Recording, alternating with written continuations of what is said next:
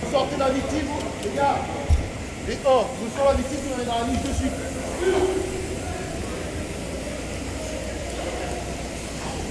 Voilà. Dans la niche. Chef de garde 1, le chef de garde 2 part.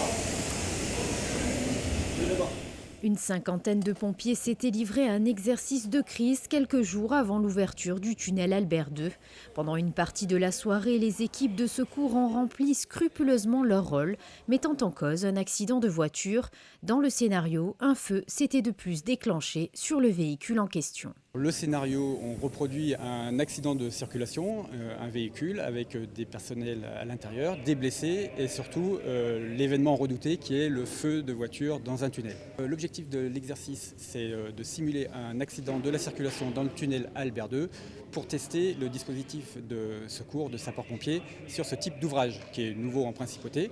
Même si des tunnels, nous en avons beaucoup en principauté, celui-ci est avec de nouvelles dispositions constructives et donc nécessite une nouvelle doctrine d'engagement des moyens de secours. Nous avons installé un véhicule avec un appareil qui génère de la fumée synthétique, donc qui n'est pas chaude mais qui permet de produire un réalisme à l'opération et on déclenche la chaîne des secours au travers des équipements qui sont à l'intérieur du tunnel.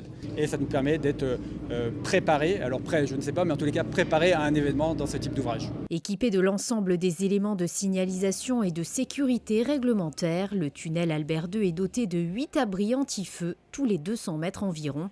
La galerie qui emmène l'air frais située à gauche de la voie constitue un cheminement pour l'accès des secours et l'évacuation des usagers en cas de problème. Cette galerie piétonne d'environ 85 mètres de long relie le tunnel montant Régnier 3 à la mi-parcours. D'importants extracteurs d'air permettent de confiner les fumées sur un périmètre restreint pour ensuite les évacuer rapidement. Ce système d'évacuation, il est basé sur le cantonnement des fumées avec 2 batteries d'accélérateurs à chaque extrémité. Vous avez 3 accélérateurs de chaque côté qui permettent de cantonner les fumées sur 400 mètres. Et là, on a une extraction massive sur les 400 mètres où on extrait 600 mètres cubes de fumée à l'aide de 2 usines de ventilation qui se situent à chaque extrémité du tunnel. Et là, c'est une réussite qui est parfaite.